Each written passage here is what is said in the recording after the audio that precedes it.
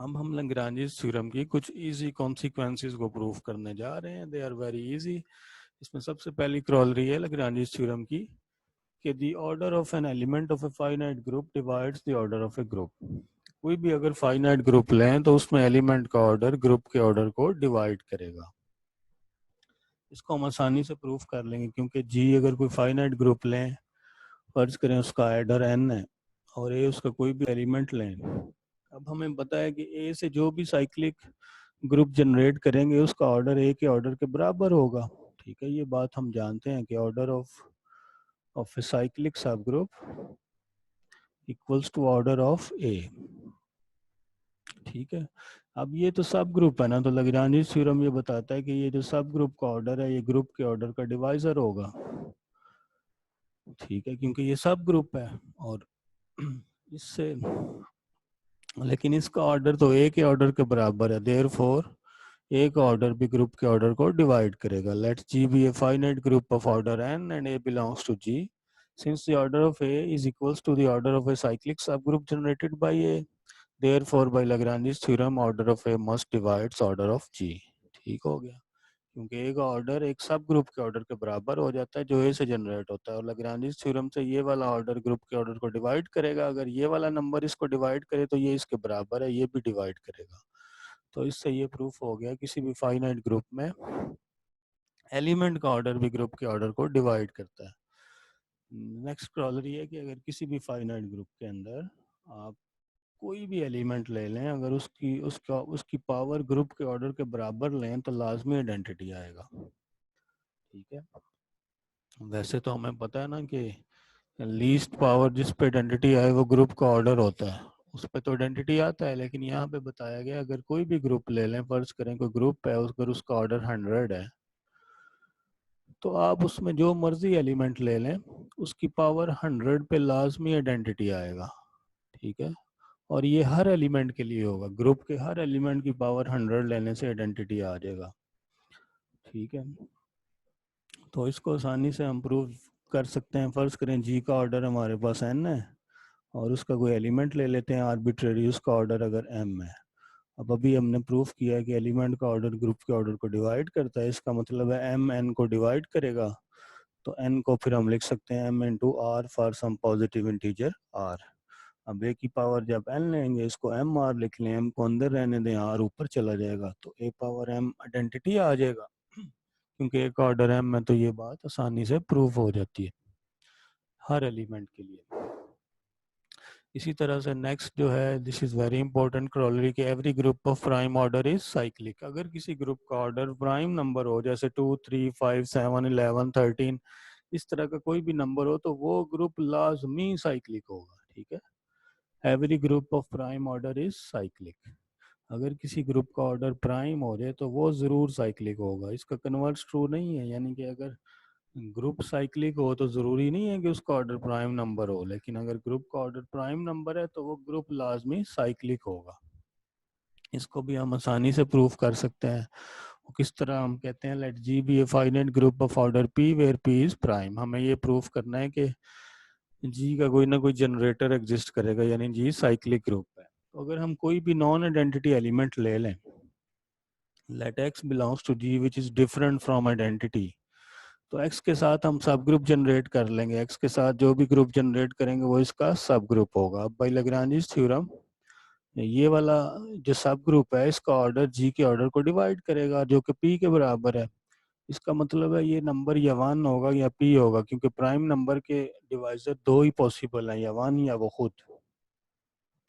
अब क्योंकि x identity element नहीं है, क्योंकि अगर एक्स आइडेंटिटी एलिमेंट होता तो फिर इसका ऑर्डर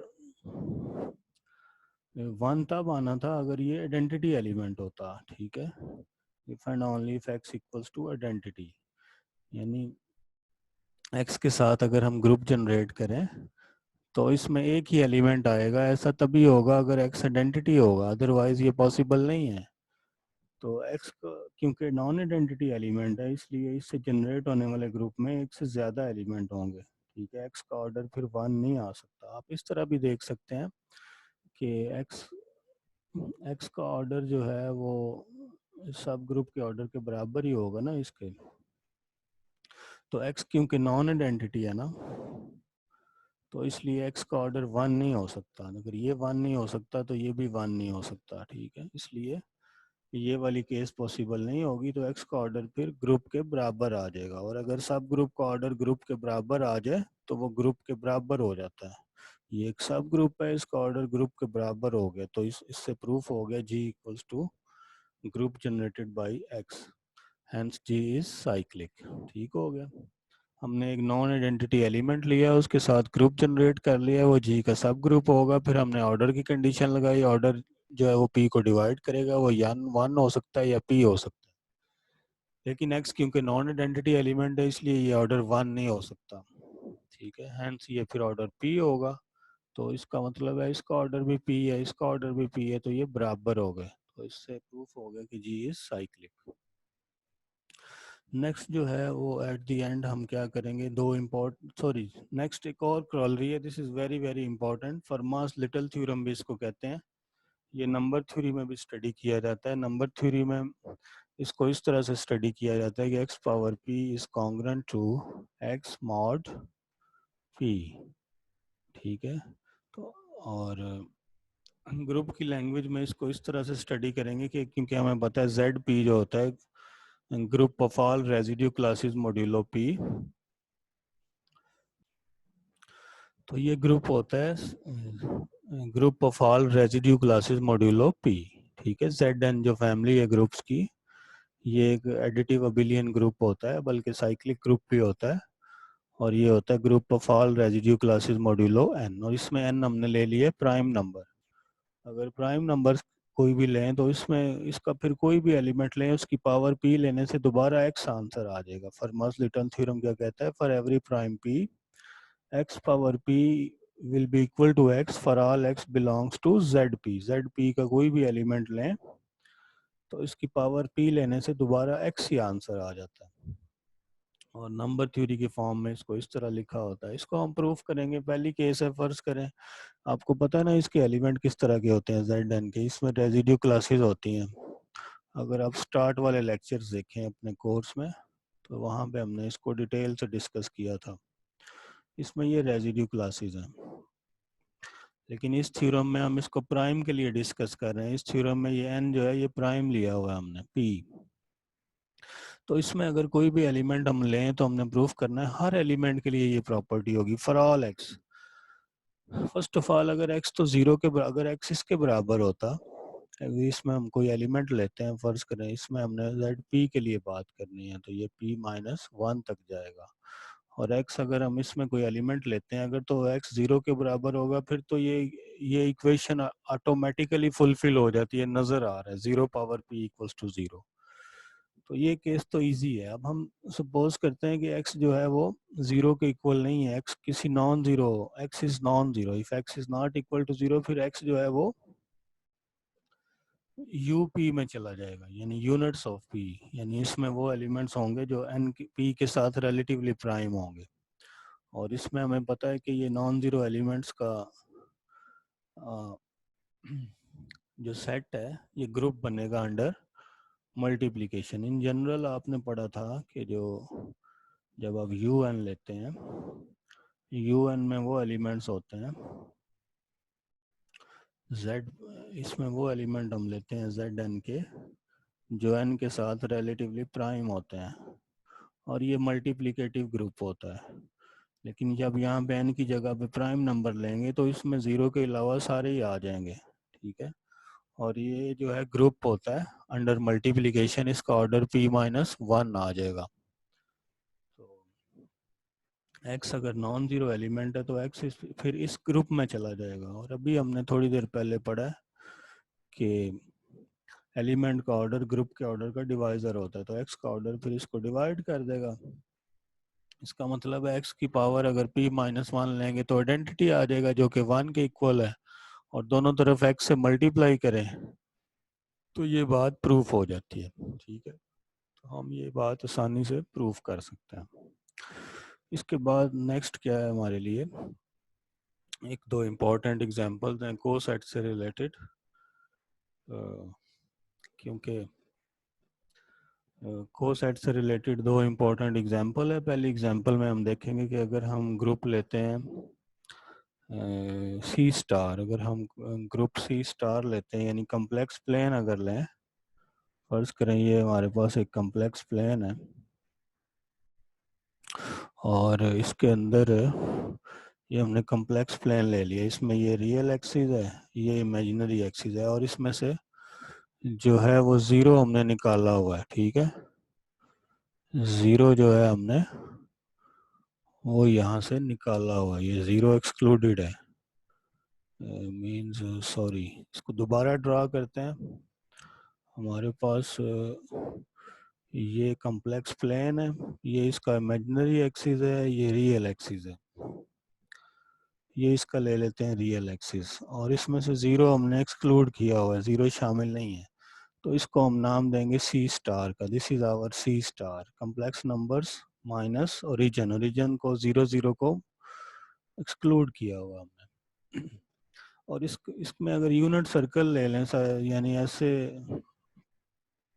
इसको दोबारा ड्रा करते हैं थोड़ा और तरीके से सर्कल की फॉर्म में, फर्ज करें इधर ड्रा कर लेते हैं, फर्ज करें ये यूनिट सर्कल अगर हम लेते हैं, where to draw, this is difficult to draw here, चलें ये हमारे पास यूनिट सर्कल है फर्ज करें और इसमें हमने क्या किया, ये कॉम्प्लेक्स प्लेन है, तो कॉम्प्लेक्स प्लेन के अंदर और कॉम्प्लेक्स प्लेन है, ज़ीरो निकाला हुआ है इसमें से, नॉन ज़ीरो कॉम्प्लेक्स नंबर है, ये ज़ीरो जो ओरिजिन है इसको निकाला हुआ है, तो ये हमारा यूनिट सर्कल है S1। तो हमने इसमें इस एग्जांपल में ये डिस्कस करना चाह रहे हैं कि इसके कोसेट्स किस तरह के होंगे। ये भी एक ग्रुप है ना अंडर मल्टीप्लिकेशन और S1 इसका सब ग्रुप है, तो हम देखना चाह रहे हैं ज्योमेट्रिकली कि इसके कोसेट्स किस तरह के होंगे।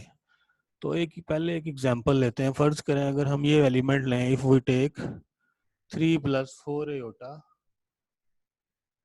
बिलोंग्स टू सी स्टार, अगर हम ये वाला एक वैसे ही एक्सपेरिमेंट के लिए कॉम्प्लेक्स नंबर लेते हैं नॉन जीरो और हम इसका कोसेट जनरेट करके देखते हैं क्या होता है, इसको जब हम S1 के एलिमेंट से मल्टीप्लाई करेंगे तो क्या होगा, ये फर्ज करें अंदाजे के मुताबिक ये कोई ये वाला पॉइंट था कॉम्प्लेक्स प्लेन में ना, 3 + 4 आयोटा, तो इसको मल्टीप्लाई करेंगे, ये S1 के हर एलिमेंट से मल्टीप्लाई हो जाएगा। जब इसमें आप वैल्यू पुट करें Z की ना, a + b आयोटा, इसको सिंप्लीफाई करें तो फिर इसमें वो वाले कॉम्प्लेक्स नंबर आ जाएंगे जिनकी मॉड वैल्यू जो है वो 5 हो जाएगी। ठीक है, क्योंकि z की मॉड वैल्यू 1 है ना, जब आप इस प्रोडक्ट की मॉड वैल्यू लेंगे तो वो क्या आ जाएगी, इसकी मॉड वैल्यू इनटू इसकी मॉड वैल्यू, तो वो फिर मॉड वैल्यू 20, z मॉड जो है वो 5 आ जाएगा। ठीक है, तो पता ये चला फिर हमें कि इसमें वो वाले कॉम्प्लेक्स नंबर्स आ जाएंगे जिनकी मॉड वैल्यू 5 है, तो ये फिर सर्कल बन जाएगा रेडियस 5 का। तो फर्ज करें ये पॉइंट है, तो इसका जो कोसेट्स होगा वो भी एक सर्कल होगा जो इस पॉइंट को कंटेन करेगा। तो S1 तो ये था सर्कल ऑफ रेडियस 1, लेकिन जब भी हम कोई पॉइंट लेते हैं तो इसका हमने कोसेट ड्रा किया तो वो भी एक सर्कल बन गया रेडियस 5 का। तो हमें पता ये चला इन जनरल हम कोई भी अगर कॉम्प्लेक्स नंबर लें उसको S1 से मल्टीप्लाई करें तो वो हमें वो जो कोसेट हमें मिलेगा वो एक सर्कल होगा जिसका रेडियस इसके बराबर होगा x² + y² का स्क्वायर रूट, जिसका रेडियस इसके बराबर होगा, दिस इज स्क्वायर रूट। तो ये ये चीज़ हमने इसकी ज्योमेट्रिकली डिस्कस की है कि जो जो भी कोसेट होगा यूनिट सर्कल का वो भी एक सर्कल ही होगा।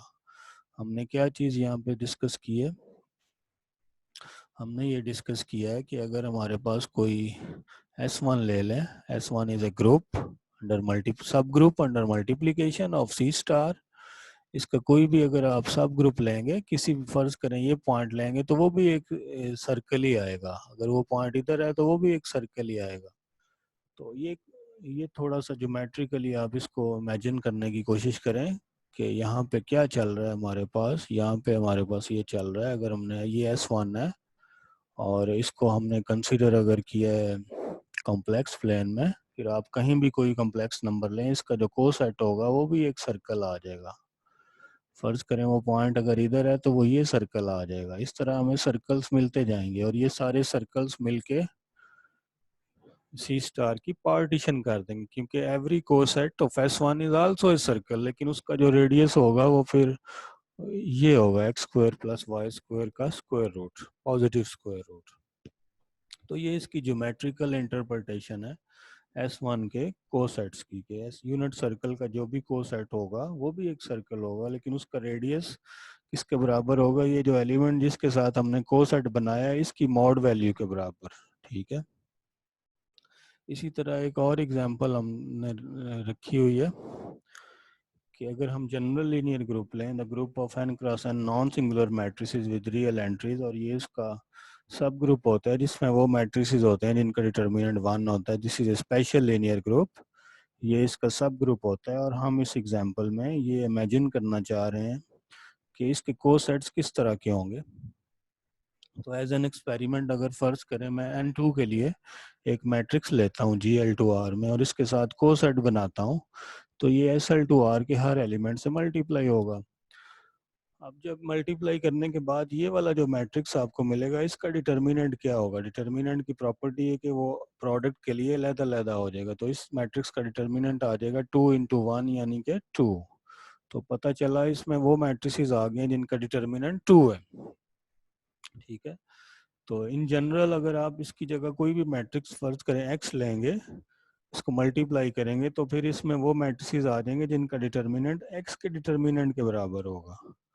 और इस पे अगर इस चीज़ को अगर आप थोड़ा सा और गौर करें, इसका मतलब है हर रियल नंबर के लिए आपको एक सेट मिल जाएगा जिसका डिटर्मिनेंट उस रियल नंबर के बराबर होगा नॉन जीरो रियल नंबर्स के लिए। फर्ज करें ये हमारा जनरल लीनियर ग्रुप है, इसमें वो मैट्रिसेस हैं जिनका डिटर्मिनेंट नॉन जीरो है, तो फिर हर नॉन जीरो के लिए हम अलग अलग पार्ट्स बना देंगे ग्रुप के, यानी डिटर्मिनेंट 1 वाले मैट्रिक्स अलहदा होंगे, 2 वाले अलहदा होंगे, 3 वाले अलहदा होंगे, 0.5 वाले अलहदा होंगे। हर नॉन जीरो रियल नंबर के लिए आपको एक अलहदा से पार्टीशन मिल जाएगी, अलहदा से ब्लॉक मिल जाएगा ऐसे मैट्रिसेस का जिनका डिटर्मिनेंट वो रियल नंबर आता है। ठीक है, तो इस तरह से हमारे पास इसके जो कोसेट्स होंगे वो इस तरह से पार्टीशन करेंगे कि ये हमारे पास फर्ज करें जनरल लीनियर ग्रुप है, तो हम कोई भी अगर रियल नंबर लेते हैं R नॉन जीरो, तो उसके लिए ये इसका स्पेशल लीनियर ग्रुप आ गया, सब ग्रुप है ये इसका, इसमें वो मैट्रिसेस हैं जिनका डिटर्मिनेंट 1 है। इसी तरह हमारे पास एक ब्लॉक वो होगा जिनका डिटर्मिनेंट 2 होगा, इस तरह 3 होगा। ये सिर्फ इंटीजर्स के लिए नहीं होगा, ये हर रियल नंबर के लिए आपको एक ब्लॉक मिल जाएगा। आप रियल नंबर चेंज करते जाएं, आपको डिफरेंट ब्लॉक्स मिलते जाएंगे जिनका डिटर्मिनेंट उस रियल नंबर के बराबर होगा, नॉन जीरो रियल नंबर्स के। और आगे जाके हम ये भी स्टडी करेंगे कि ये जो इसके जो कोसेट्स का ग्रुप बनता है वो R स्टार के आइसोमॉर्फिक होता है, यानी अगर हम इस तरह के तमाम कोसेट्स इकट्ठे कर लें तो वो वाला ग्रुप इस ग्रुप के आइसोमॉर्फिक होता है।